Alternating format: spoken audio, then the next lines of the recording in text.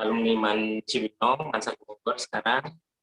Terus saya sama Bunda Yata melalui bisnis ini ya ternyata kita jadi pasar.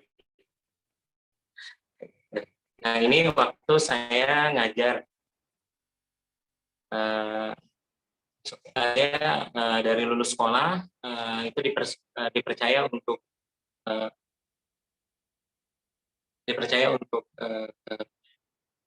pegang satu perguruan. Saya megang di Depok gitu. Jadi kebetulan saya hobinya bela diri ya, pencak silat. Jadi skillnya saya udah terbentuk waktu kuliah waktu itu. Nah, saya sangat hobi banget sama pencak silat ini sampai saya ikut event, dan waktu itu belum jadi juara. Tapi dari situ saya jadi termotivasi untuk nyetak banyak pemenang karena umur saya udah nggak bisa masuk buat event waktu itu karena antar sekolah. Akhirnya saya ngajar dan alhamdulillah banyak banget medali yang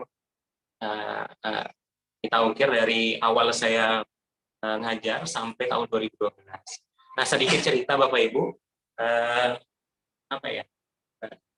Saya pengen cerita sedikit tentang tragedi lah yang di dunia konvensional ini sering banget terjadi. Saya punya teman, saya ajak buat ikut dampingin ngajar, ternyata ya itu yang saya ternyata benar-benar alami ini gitu, yaitu jurus katak. Bapak Ibu, maksudnya apa jurus katak? Ya untuk dapat posisi yang seperti saya, ternyata ada juga orang yang menginginkan gitu, ada juga orang yang pengen seperti saya. Akhirnya pakai jurus itu, jilat atas, injak bawah, dan makanya di depan saya baik, di belakang saya nggak baik lah, intinya kayak gitu. Sampai akhirnya di 2012 itu saya memutuskan buat resign dari ngajar. Saya kasih aja perguruan saya, tapi saya pamit baik-baik sama kepala sekolah. Intinya setelah prestasi banyak, akhirnya saya mundurkan diri. Dan itu yang terasa di saya Bapak Ibu. Saya ngebangun perguruan itu nggak sebentar, tapi ternyata hal-hal seperti ini saya alamin gitu, mohon maaf. Nah itu saya juga baca di kisahnya Steve Jobs, dia yang bangun perusahaan, ternyata dia direpak dari perusahaannya sendiri gitu. Jadi hal-hal seperti ini sering banget terjadi di konvensional kayak gitu. Makanya saya dari awal udah kepikiran, wah nggak bisa nih. Walaupun saya hobinya silat, saya nggak bisa hidup dari silat. Nanti saya sukses baru saya akan kembali lagi ke oke.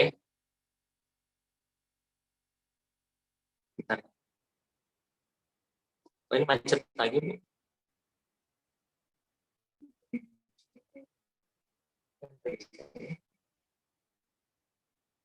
Mungkin slide dari Bocio aja kali ya. Ini macet lagi, kenapa ya?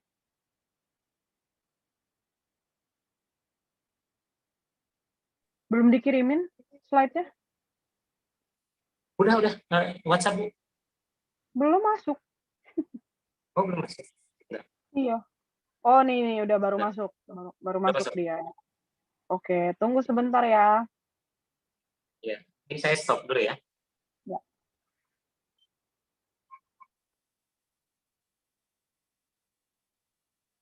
Mohon maaf ya, teman-teman. Lagi loading.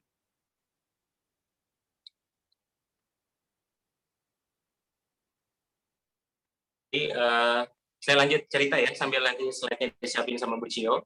Jadi saya ngalamin hal yang saya nggak nyangka gitu. Saya pikir hal-hal seperti ini nggak terjadi di dunia persilatan. Untungnya waktu itu saya udah join Tiansi, akhirnya bisa kontrol lah emosi. Gitu. Saya merasa dapat banyak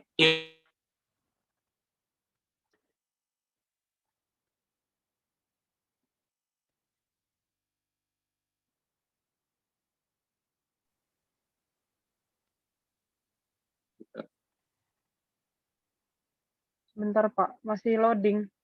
Sinyal saya jadinya ikutan ngeblank.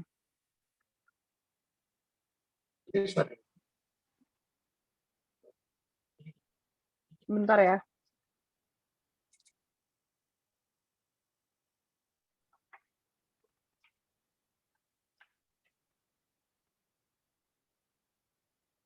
Masih loading, Pak.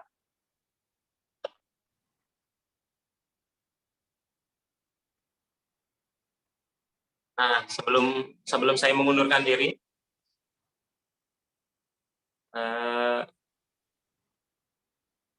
saya sempat buat angket loh ke anak-anak didik saya. Jadi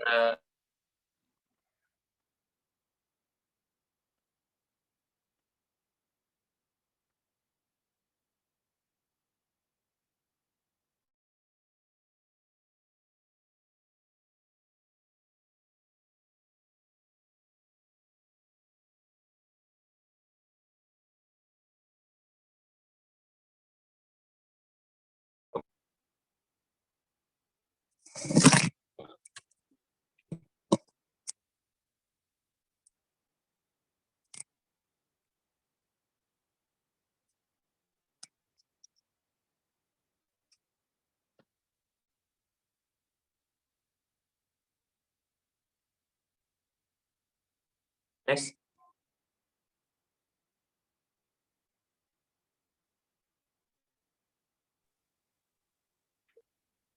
Alhamdulillah waktu itu walaupun ngajar, saya udah sempat ketemu Tiansi, makanya saya memutuskan buat wah ini nggak bisa main-main karena di konvensional kita ngalamin hal-hal seperti ini. Alhamdulillah Tiansi nggak perlu seperti itu.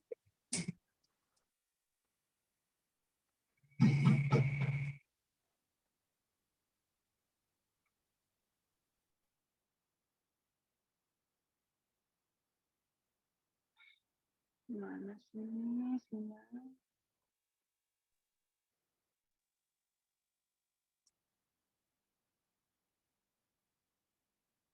Gimana Bu, udah bisa slide-nya? Sebentar, masih loading soalnya lama banget sinyal. Nah, ini udah Yeah. download akhirnya.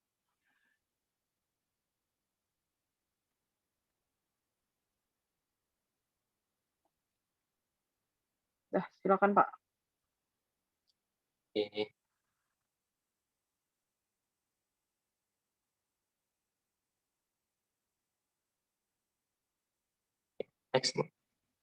Next saja. Nah, akhirnya kepikiran saya untuk punya aset ya supaya nggak perlu ngalamin hal-hal yang seperti ini gitu.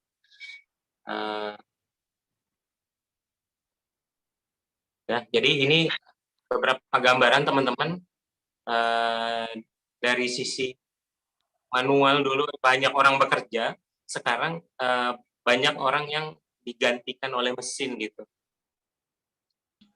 Next Bu.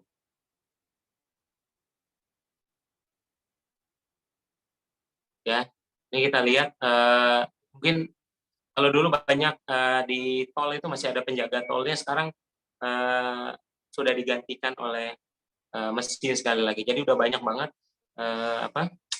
lapangan pekerjaan yang berhilang, Bapak Ibu. Next. Nah ini ya, biasanya orang antri bayar ini beli itu nampung. Sekarang udah ada store tunai gitu. Jadi nggak sedikit banyak pekerjaan yang hilang. Nah ini ada gambaran orang yang susahnya cari kerja ya.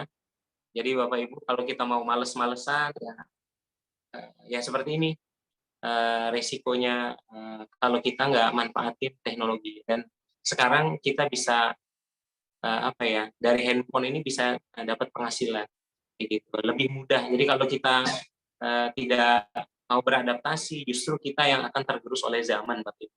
Next Bu. Nah tadi Bu Cia udah sempat jelasin ya. Nah ini yang kita alami sekarang ya, karena pengaruh wabah ini, ekonomi, politik, keamanan ini mulai terganggu Bapak Ibu. Di situ kita lihat ya, tadi Garuda, terus KFC, banyak perusahaan-perusahaan besar kolaps gitu. banyak banget hotel-hotel yang tutup gara-gara wabah ini. Jadi kita bukan pemilik Garuda, kita nggak punya aset, makanya saya pikir alhamdulillah saya bersyukur sekali saya kenal Tiansi ini dan saya eh, memutuskan untuk bergabung. Boleh next, Bu? Nah, ini foto masa lalu saya ya, masih belum terawat, Bapak Ibu. Ini waktu saya join itu, saya udah ngajar juga, sambil ngajar waktu udah masuk tahun terakhir kuliah. Gitu. Ya saya kepikiran banget, wah kalau nggak dari sekarang punya aset, ya saya nggak suka diatur-atur orang. Makanya saya, wah perlu perlu banget punya aset, tapi saya nggak ngerti mesti gimana. Nah, awalnya saya diundang sama senior saya, dan nggak langsung positif. Saya pikir, wah ini bisnis haram, cuma nguntungin yang di atas, dan segala macam gitu. Sampai akhirnya saya datang ke seminar, dan disitulah saya memutuskan buat serius Bapak Ibu. Next. Nah, kenapa Tiansi? Nah, ini ada 2 kunci yang kita sering di-share di OP ya, baik yang online ataupun yang offline. Ada 2 kunci yang setiap orang itu pasti butuh Bapak Ibu. Yang pertama kesehatan. Next saja, dibuka aja Bu. Nah, ini ada seorang yang kena kanker payudara, stadiumnya sudah lumayan tinggi. Alhamdulillah, buka aja Bu. Melalui produk Tiansi ini, orangnya sembuh kanker payudara stadium 4 Bapak. Next, buka aja Bu. Jadi kalau penting banget nih buat teman-teman yang mau berhasil, penting banget kita punya knowledge produk, pengetahuan tentang produk. Kenapa? Karena kita nanti bakal dibutuhkan banyak orang. Salah satunya beliau ini bisa terbantu lewat produk Tiansi. Alhamdulillah melalui produk ini pun beliau akhirnya sekarang jadi bisa bantu banyak orang juga. Kenapa? Karena di luar sana yang namanya kanker, yang namanya penyakit-penyakit berat seperti ini, wah itu luar biasa biayanya. Dan resikonya juga cukup tinggi, Bapak. Next. Nah, kenapa Tiansi? Nah, Tiansi ini kapal besar, teman-teman. Kita bisa nolong banyak orang. Kita kita nggak sukses sendirian.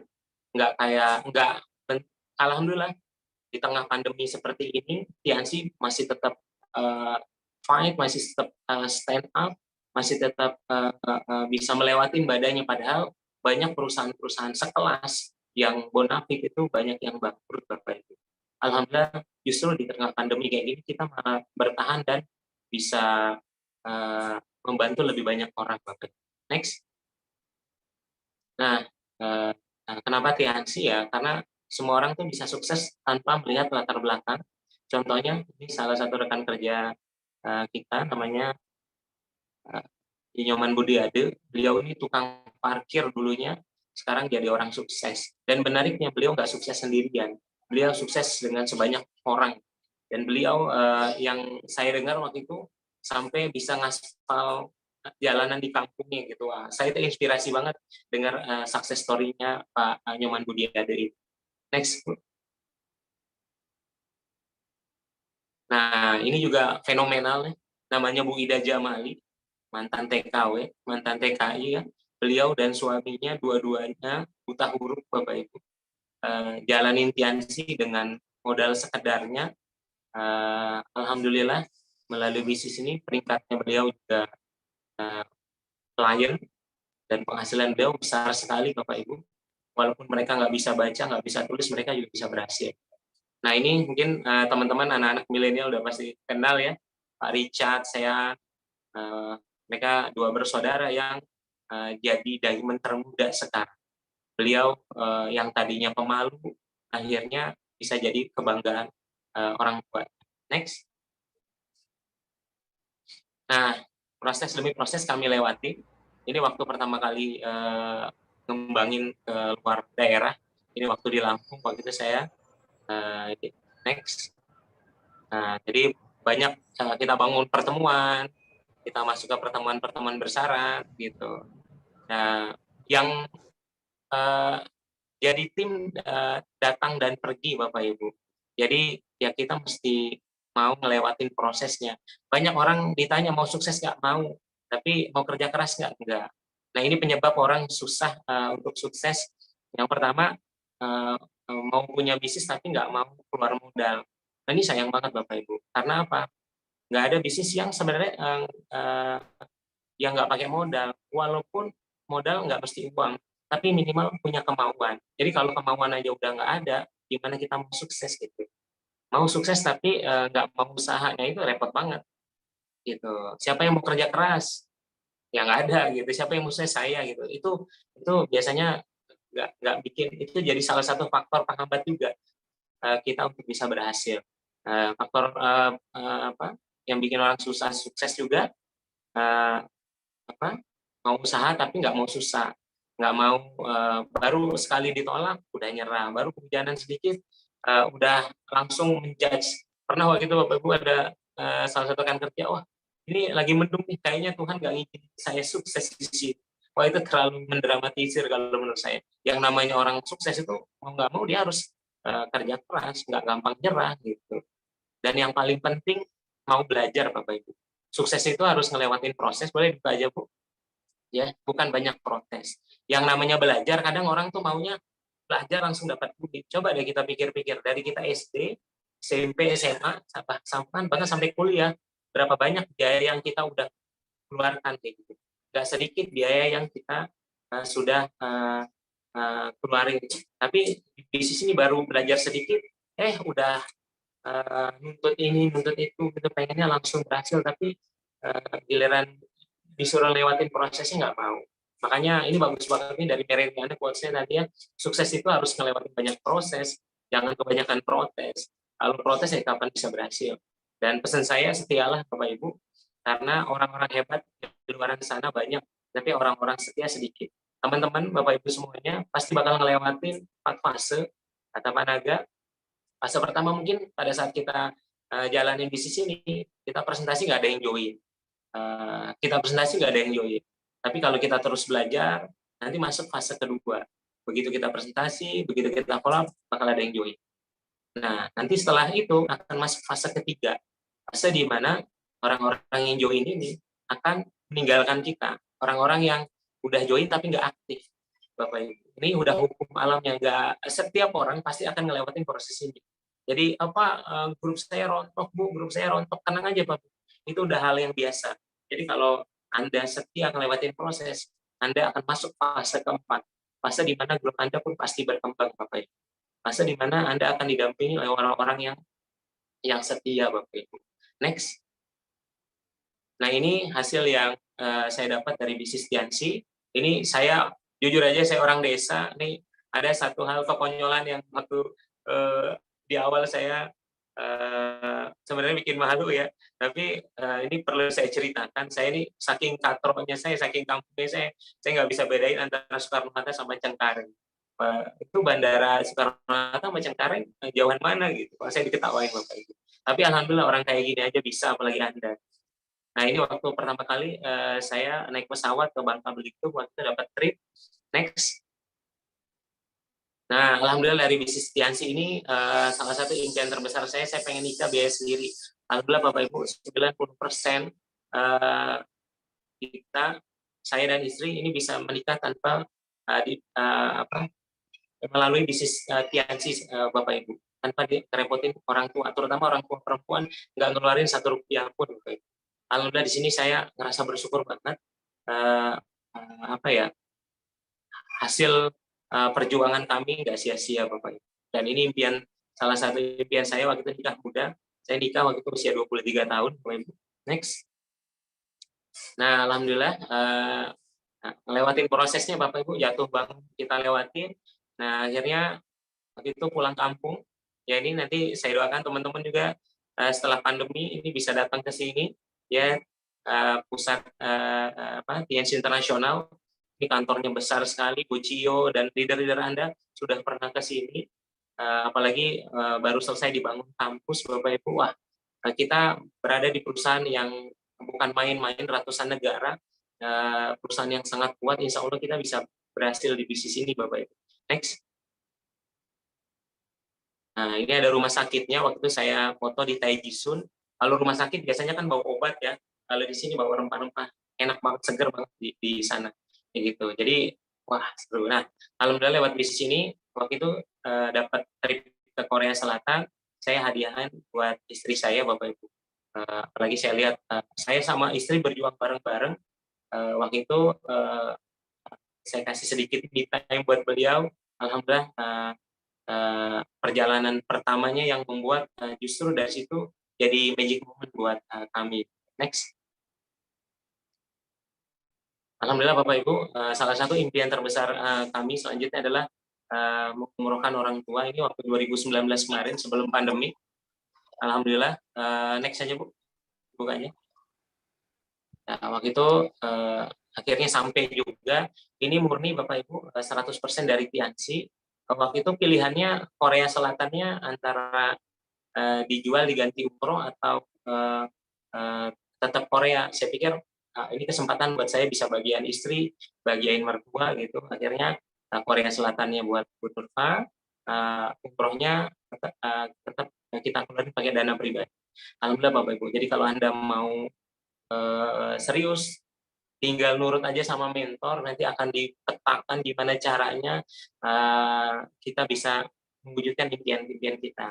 Alhamdulillah Bapak Ibu, ini salah satu impian terbesar kami. Next. Nah ini alasan utama kami menjalankan bisnis ini. Musiknya nggak ada ya Bu ya?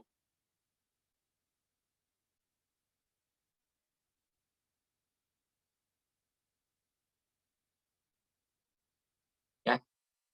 Jadi nah ini ibu mertua saya, Bapak Ibu, beliau ini yang awalnya sempat nggak percaya bisa dapat umroh, karena waktu itu lagi di rumah biasa, namanya orang tua repot ya, ngurusin rumah tangga. Kita pulang waktu itu sengaja kasih surprise, beliau lagi gosok, istri saya bilang, "Mah, siapin paspor ya, nanti berangkat umroh."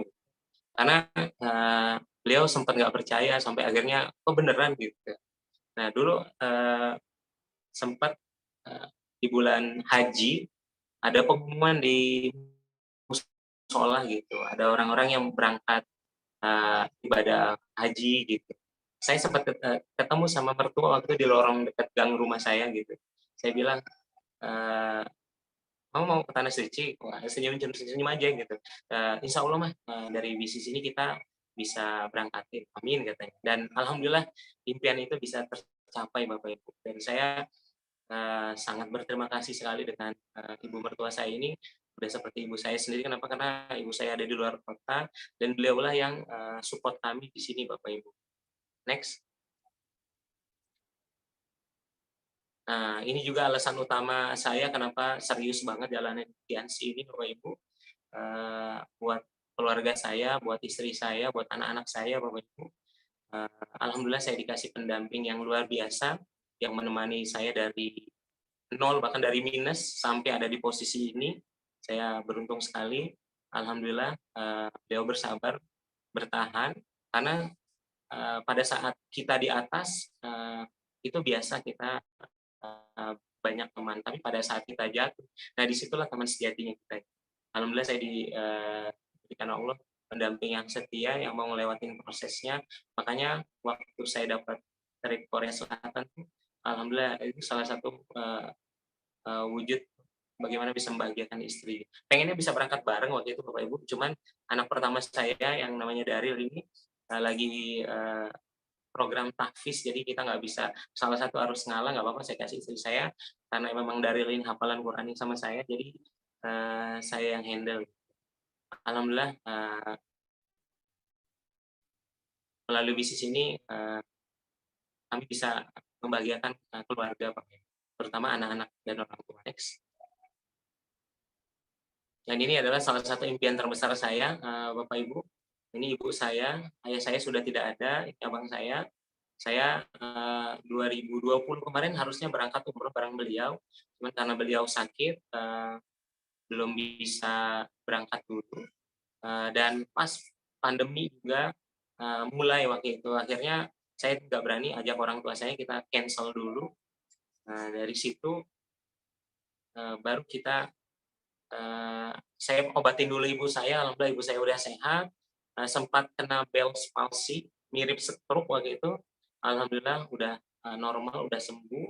Nah sekarang kita lagi nunggu momen yang tepat buat bisa berangkat karena susah banget Bapaknya di tengah pandemi seperti ini. Dan saya juga ngeri banget bawa ibu saya ke sana karena beliau ini fisiknya nggak sekuat mertua saya gitu. Makanya mohon doanya teman-teman semua, mudah-mudahan tahun ini saya sama ibu saya bisa berangkat karena saya paling takut sebenarnya kalau cerita tentang beliau, kalau dapat telepon dari Malang, dari Jawa Timur, saya kalau dapat telepon kadang suka takut karena saya udah pernah ngalamin kehilangan orang tua Bapak Ibu. Di situ ya momen yang rasanya berat sekali Bapak Ibu.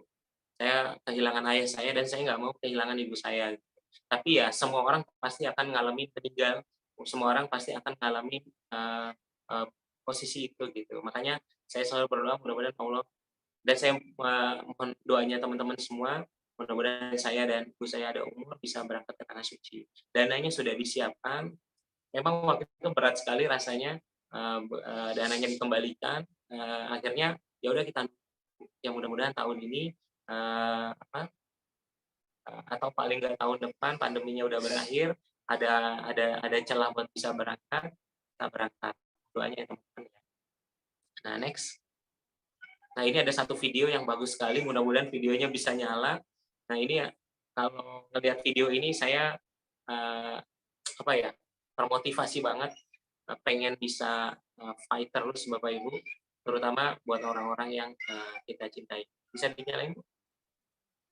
Oke kita tonton sama-sama teman-teman ya.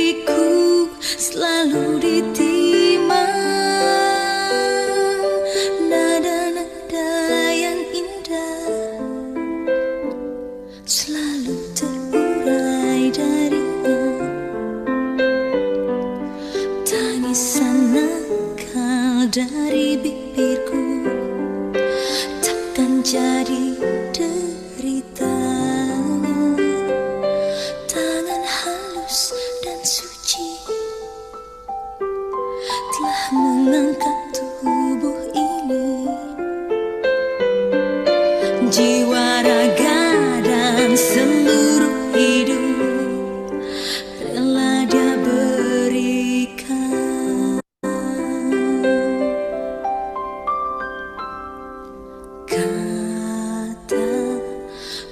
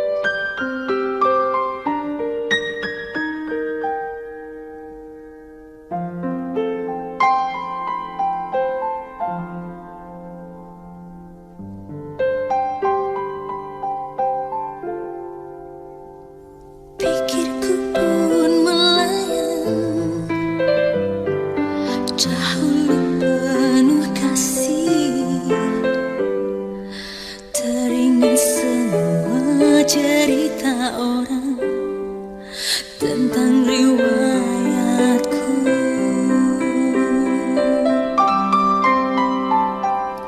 Kata mereka diriku selalu dimanja. Kata mereka diriku selalu ditimbang. Oh bunda, ada dan tiada dirimu kan selalu ada di dalam hatiku.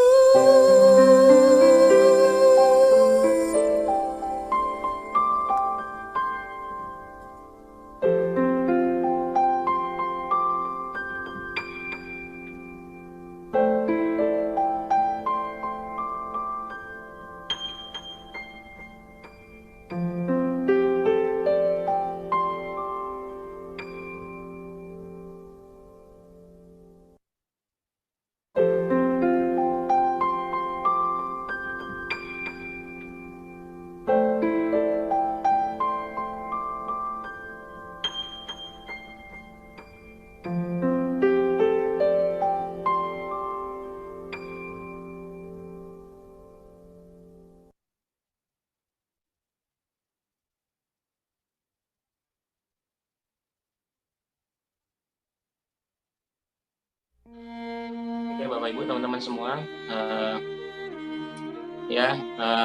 di bisnis ini kita akan melalui proses ya, dari yang enak nggak enak. Yang paling penting kita fokus sama apa yang kita penginkan, sama apa yang kita inginkan, Bapak Ibu. Demi orang-orang yang kita sayangin, kenapa nggak kita ngelewatin proses ini hanya sebagian kecil dari cerita yang nanti akan kita lewatin, Bapak Ibu. Nah, ini ada satu cerita seorang penakluk gunung tertinggi di dunia, Bapak Ibu, namanya Sir Edmund Hillary. Beliau ini terkenal banget pada masanya. Beliau adalah orang pertama yang mendaki gunung tertinggi di dunia, Mount Everest, Bapak Ibu. Nah, di sebelahnya ada seorang yang bernama Tenzing Norgay. Beliau adalah penduduk lokal yang menjadi pembantu si Sir Edmund Hillary ini, Bapak Ibu. Nah, sewaktu selesai menaklukkan puncak gunung Everest tadi, banyak wartawan yang bertanya sama Sir Edmund Hillary, tapi ada satu orang wartawan yang menghampiri seorang Tenzing Norgay. Beliau ditanya, bukankah Anda yang mendampingin Sir Edmund Hillary? Betul. Bukankah Anda yang berada selalu di depan mendampingi beliau? Betul sekali, kata si Tenzing. Ya gitu. Lalu kenapa bukan Anda yang jadi orang pertama yang menaklukkan gunung tertinggi di dunia? Gitu. Beliau hanya tersenyum. Beliau bilang ke wartawan itu, kalau menaklukkan puncak tertinggi di dunia itu bukan impian saya, tapi impian seorang Sir Edmund Hillary. Nah, impian saya adalah mendampingi beliau buat sampai puncak sih. Nah, mungkin pada saat kita diundang ke OP ini, Bapak Ibu, kita ngerasa, ngapain sih maksa-maksa saya nonton online ini? Ngapain sih maksa-maksa saya untuk ikut seminar ini? Tapi percayalah Bapak Ibu, pengundang Anda adalah seorang Tenzing Norgay. Beliau juga mau mewujudkan impiannya, tapi beliau mau, bukan cuma impian beliau yang bisa terwujud, tapi melalui bisnis ini, impian teman-teman, Bapak Ibu semua juga bisa terwujud, Bapak Ibu. Jadi beruntungnya kita menjalankan usaha ini, kita tidak sendirian, kita ada mentor, orang yang bukan saudara, orang yang belum tentu keluarga kita, tapi mereka peduli sama masa depan kita, mereka peduli sama impian-impian kita. Sementara di luaran sana lebih banyak orang yang menjatuhkan kita, Bapak Ibu. Seperti cerita saya di awal tadi, saya merasa beruntung sekali melalui bisnis ini, Bapak Ibu. Saya yang background-nya bukan siapa-siapa, seorang pemalu, tapi dibimbing sama mentor-mentor yang luar biasa, Bapak Ibu. Akhirnya saya sampai di posisi ini, Bapak Ibu. Nah, Anda punya pengundang yang luar biasa. Saran saya, segera minta hak follow up dengan pengundang Anda, Bapak Ibu. Ucapkan terima kasih. Mudah-mudahan tidak butuh waktu lama, teman-teman. Mungkin butuh waktu 1 tahun, 2 tahun, atau 3 tahun. Apa yang Anda impikan, apa yang Anda cita-citakan melalui bisnis Tiansi ini dan One Vision, dan yang tentunya didampingi oleh mentor-mentor Anda. Kita semua, Anda, saya, semua yang ada di sini akan berada di puncak kesuksesan. Akan banyak orang-orang yang bertepuk tangan buat Anda. Dan yang paling luar biasa, orang ini akan selalu mendampingi kita, baik suka maupun duka. Saran saya, segera hubungin pengundang Anda, ucapkan terima kasih. Itu saja mungkin yang saya bisa sampaikan. Mudah-mudahan Anda semua sukses melalui Tiansi dan One Vision. Terima kasih sekali lagi. Kurang lebihnya mohon maaf. Assalamualaikum warahmatullahi wabarakatuh. Waalaikumsalam warahmatullahi wabarakatuh. Thank you Pak Nasril buat sharingnya pada malam hari ini. Wah, luar biasa banget nih. Keren-keren. Pak Nasril, boleh kita buka tanya jawab nggak? 3 aja, boleh ya? Saya soalnya ada mau nitip pertanyaan. Tadi ada beberapa beberapa tim saya tuh nitip pertanyaan. Tapi buat teman-teman yang mau nanya, silakan di chat ya. Saya aktifkan fitur chatnya dulu. Nah, Pak Nasril, kayaknya kan Pak Nasril kelihatannya ini ya, spiritualnya tinggi. Saya harus nanya ke orang yang tepat kan kalau yang kayak begini-begini. Soalnya beberapa tim saya ada yang ini yang bilang, jadi pas dia kan jalanin bisnis online gini, pas dia tahu oh Tiansi gitu. Nah, terus dia bilang, ini bisnisnya haram. Intinya ada yang ngomong kayak gitu. Nah, tanggapannya Pak Nasril gimana? Pasti banyak tuh yang ngomong kayak gitu. Padahal udah jelas loh, ada MUI, kan standarisasinya apalagi kalau bukan MUI gitu loh. Saya jadi bingung jelasinnya. Boleh dong Pak pandangannya dari Pak Nasril? Boleh, Bu. Ya, saya juga dulu sempat berpikir seperti itu. Dulu sempat galau, apalagi sedikit cerita ya. Mentor saya kebetulan lagi belajar agama, akhirnya ketemu satu ustadz yang pokoknya MLM haram. Nah, di situ saya dipaksa buat berhenti, bukan dipaksa, jadi dikasih pilihan sebenarnya. Kalau mau lanjut silakan, kalau mau enggak, ya enggak apa-apa katanya. Soalnya ini bisnisnya haram. Kenapa haram? Dijelasin ada uang pendaftarannya, makanya haram. Padahal kalau teman-teman lihat ya di starter kit itu udah jelas ya, ada 12 item. Kenapa Tiansi itu bisa dapat syariah kayak gitu. Mohon maaf. Ya. Nah, akhirnya saya juga sempat galau waktu itu, sampai akhirnya saya bisa konsultasi sama beberapa ustadz, bukan buat mencari pembenaran, tapi buat mencari yang namanya kebenaran gitu. Nah, di luaran sana ada bank konvensional, ada bank syariah kayak gitu. Memang yang bank konvensional nggak lepas dari riba. Nah, makanya ada bank syariah karena untuk proses melewati dari riba itu. Nah, walaupun memang belum 100% syariah, tapi setidaknya sudah ada ke arah sana. Nah, bisnis juga sama, Bapak Ibu. Bisnis di luaran sana banyak sekali ya, MLM yang konvensional ya. Nah, ini Tiansi ini udah syariah. Apalagi produknya udah halal, bagi hasilnya jelas. Nah, di situ yang membuat saya juga, wah iya ya, apalagi yang saya dari pengalaman pribadi ya. Ini saya ngerasain kalau saya bisa sukses nggak sendirian gitu. Kita bisa sukses bareng. Nah, kalau ini bukan satu kebaikan, kenapa harus saya lakukan gitu. Makanya saya, wah iya ya, justru pada saat kita galau antara halal haram, ya itu kita balik lagi ke Allah ya, kita sholat, kita minta petunjuk. Alhamdulillah justru disitulah makin dilihatin. Justru banyak apa ya, banyak buat saya, banyak amanah. Saya dititipin tim-tim yang luar biasa, latar belakangnya, yang dari keluarga broken home lah, dari banyak segala macam Uh, tapi alhamdulillah melalui bisnis ini justru bisa membantu mengangkat derajat mereka gitu. Jadi dan saya juga sempat lihat video Ustadz yang bilang wah ini haram begini. Nah, yang dijelaskan sama beliau itu lebih ke money game sebenarnya. Jadi kalau teman-teman tahu nanti Bu Cio juga pasti tahu juga bedanya antara money game sama MLM gitu. Dan banyak di kita itu pengennya tuh satu Ustadz itu nguasain semuanya. Padahal belum tentu si Ustadz itu paham yang kita kerjakan, paham bisnis MLM yang murni itu seperti apa gitu. Sampai waktu itu saya juga lihat video seorang salah satu petinggi MUI juga yang beliau disertasi kalau nggak salah itu dikupas tuntas tentang MLM syariah. Jadi banyak orang yang mengharamkan karena dari sisi money game, gitu. Dari sisi lebih buruk dari perjudian katanya, yang sukses cuma sedikit. Justru kalau kita telah justru ya dia namanya setiap bidang itu pasti yang sukses sedikit. Kayak direktur yang jadi direktur cuma satu orang, tapi luar biasa di bisnis ini kita bisa sukses dengan sebanyak mungkin orang.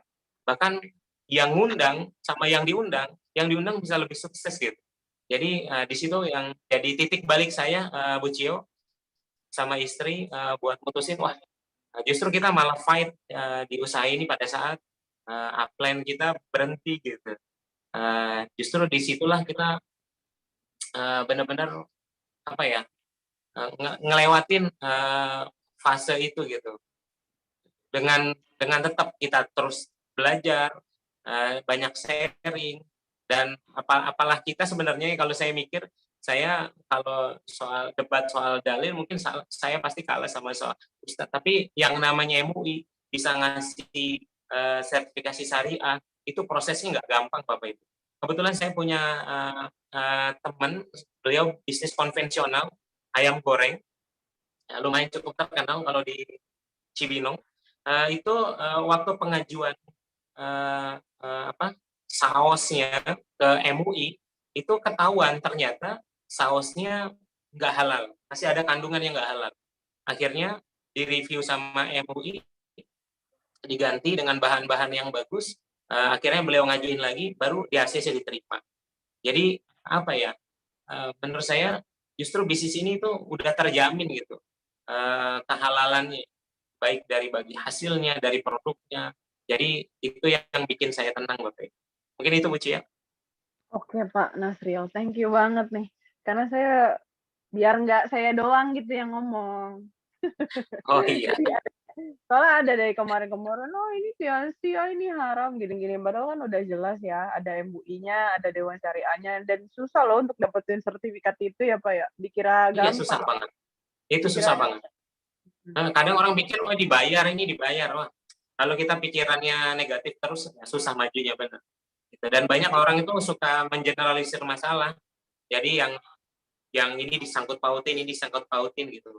Padahal harus dibahasnya dari kasus per kasus gitu. Halalnya di mana, haramnya di mana gitu. Kalau dulu waktu saya bilang haram, saya nggak ngerti. Pokoknya yang saya pikir orang jalanin MLM itu cuma nguntungin yang gabung duluan gitu. Nah, padahal itu ciri-ciri money game ternyata. Justru di bisnis ini kita bisa sukses bareng, bahkan bisa lebih sukses sama mentor kita. Ya Bu Cio sendiri sama mentornya peringkatnya sama-sama Lion gitu. Jadi ini udah terbukti banget.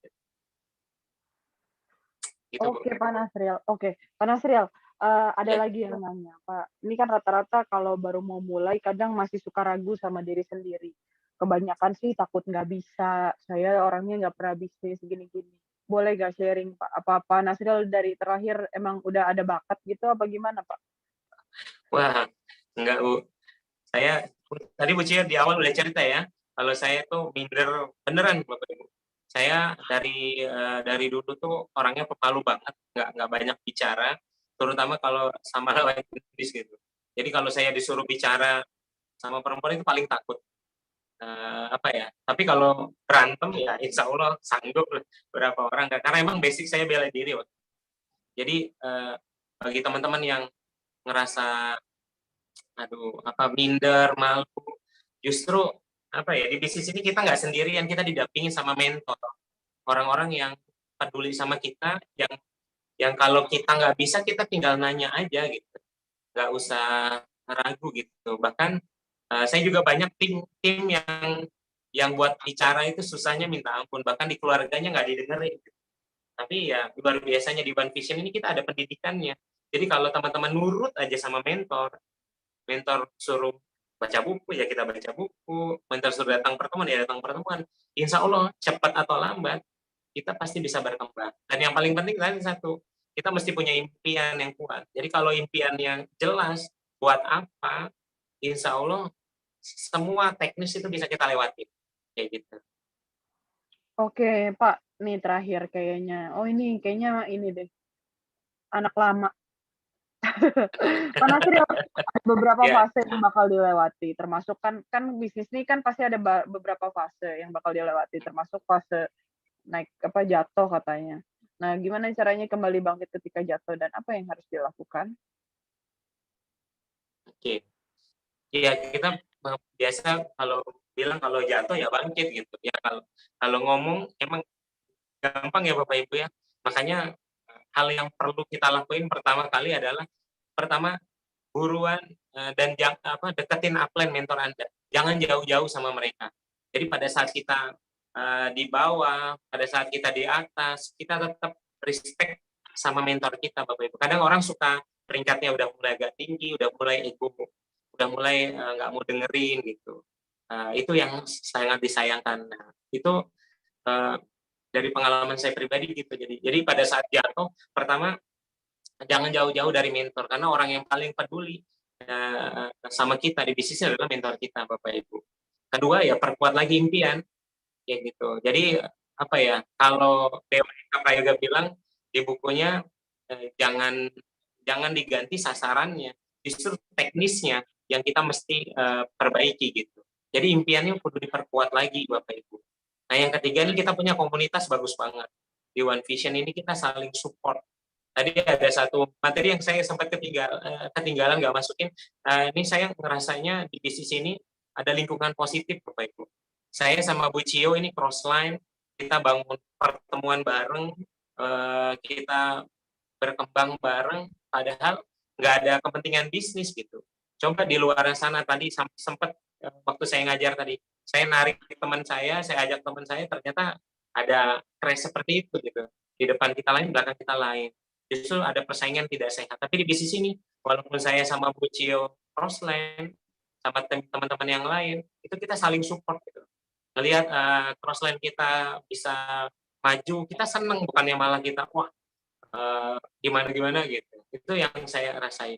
Jadi pada saat Anda jatuh, ini komunitas ini yang akan menguatkan. Karena komunitas itu jadi imunitas buat kita. Itu aja barangkali, Bu.